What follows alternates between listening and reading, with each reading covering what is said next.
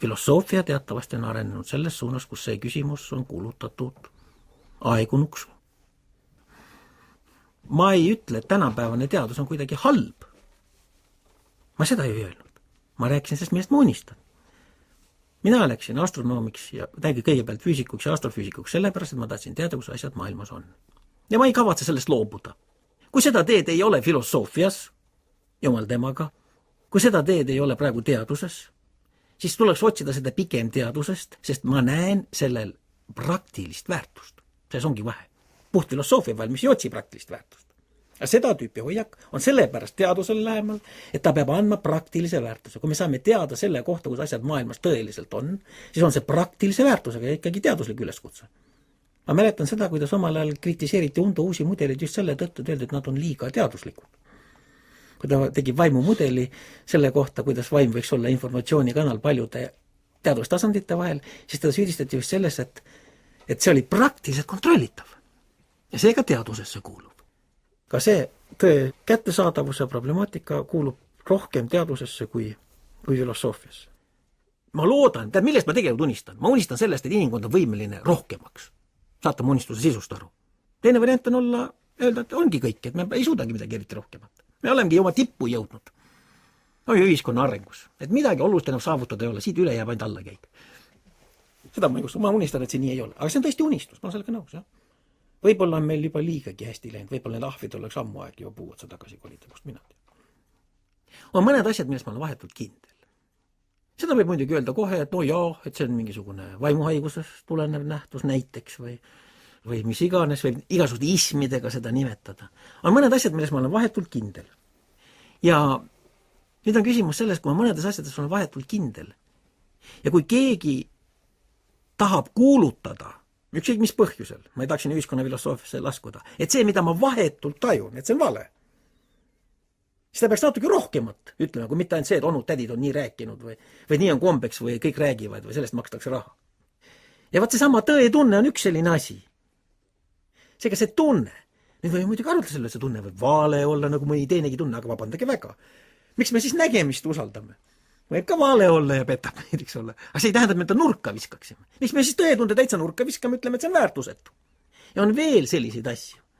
Vaat nendele ma juhtisingi tähelepanu, kui ma rääkisin, et meil on olemas võib-olla mõned ratsionaalsed võimalused maailma kohta midagi teada. Ja küsimus on selles, et ma tahaks öelda, et me ei peaks neid minema viskama.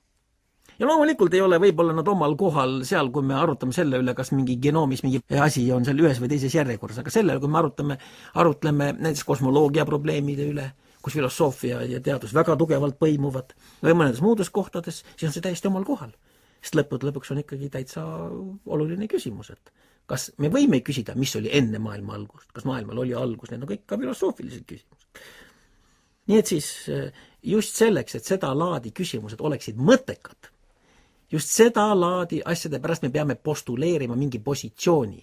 Minu jutu mõte on kaitsta positsiooni, kus ma ei luba kellelgi ära võtta minult tõetunnet, minult kui teadlaselt, ja usku sellesse, et lootus sellesse, et me võiksime seda tõde ka tunnetada. Kuigi ma annan aru, et hetkel on see võib-olla vähe populaarne ja võib-olla lausa rumal, lähtudes kõigest sellest kohutavast tarkusest, mida inimkond on välja. Et samas, ütleme sinu elus, et kui sa tahad tunnetada tõde või siis seda oma tõe tundmise instrumenti paremini häälestada, et mis Enn Kasak oleks sinu selline praktiline nõuanne, et saada aru paremini iseendast ja saada aru paremini maailmast? Küsimus sisaldab varjatud eeldust. Sellist, nagu ma peaks ennast targaks ja ma arvaks, et mul on teistele anda tarku soovitusi, mille järgi peaks keegi käib. Ma vastan, ma olen nii loll, et ma ei julge kellelegi midagi soovitada, kartes neile kahju teha. Ärge uskuge kedagi, ärge uskuge mind. Ärge uskuge mitte midagi, mis teile räägitakse. Sa kirjeldasid väga tabavalt neid asju, et mille järgi sa ei anuned, et millest on puudus, aga et milline oleks sinu positiivne programm. Et see oli üks hästi oluline mõte, oli see alandlikkus. Et teadlane peab olema alandlik ja siis, kui see tass on tühi, et siis on võimalik sinna midagi valada, eks. Aga et mis oleks siis veel, kuidas mina, Jaan, saaksin kaasa aidata sellele, et inimkond tervikuna ja alustades minust endast, taipaks maailma kohta rohkem ja iseenda kohta rohkem. Seda on jälle võib-olla hea meelega tsiteeriks Shanti teevat, et laiskus ja uni kisuvad surma. Et mõte on ikkagi selles, et tuleb pingutada selleks, et midagi tõsta, selleks tuleb harjutada lihast, selleks, et midagi tajuda, peab harjutama mõtlemist, tuleb vaeva näha, tuleb pingutada, tuleb ennast valmis panna selleks, et maailma mõista. Tähendab, et ei tasu loota minu arust seda, et ma lähen kusagile baari, ma istun maha ja mulle tuleb geniaalne idee, mina mõtlen selle geniaalse idee lihtsalt välja, kogu maailm on põlvi. See minu arust ongi see veider lähenemine, õige lähenemine minu arust oleks midagi sellist, et ma teen parima, mis ma oskan, ma viin ennast parimasse seisundisse, mis ma oskan, ma hoian ennast parimas vormis, ma õpin kõike, mis ma oskan, mõtlen kõige üle, mis ma oskan ja mul tuleb hea mõte selles mõttes, et ma ei tea, kas mulle tuleb või mulle saadetakse, ma ei tea seda, aga võib-olla kunagi saan teada. Igasugune järeleandmine, tähendab, tuleb olla nagu Castaneda omale ütles, et tuleb olla laitmatu ja Don Juani õpetust mäletate. Tuleb teha parim, mis ma suudan. Siis on loota midagi. Ja sellest on väga erinevad teed kõrvale hiilimiseks. Sama laiskus ja uni on üks tee, ülemustele pugemine teine tee. Igasugused teid on, kuidas võib ennast maha salata. Ennast ei tohi maha salata. Ma tuleb olla laitmatu, tuleb anda parim, milleks ma võimeline olen.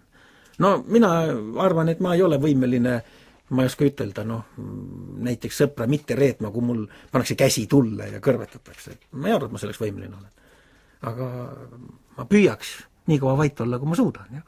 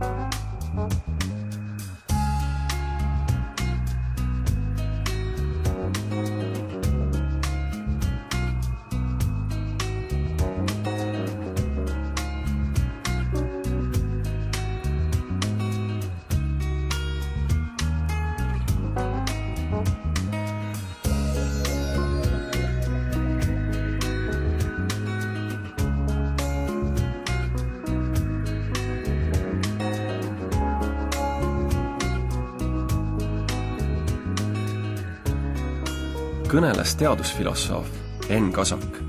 Muusika Gary Burtoni kvartetilt koostöös Eberhard Weberiga. Saate valmistasid ette Külli Tüli ja Jaan Tootsen.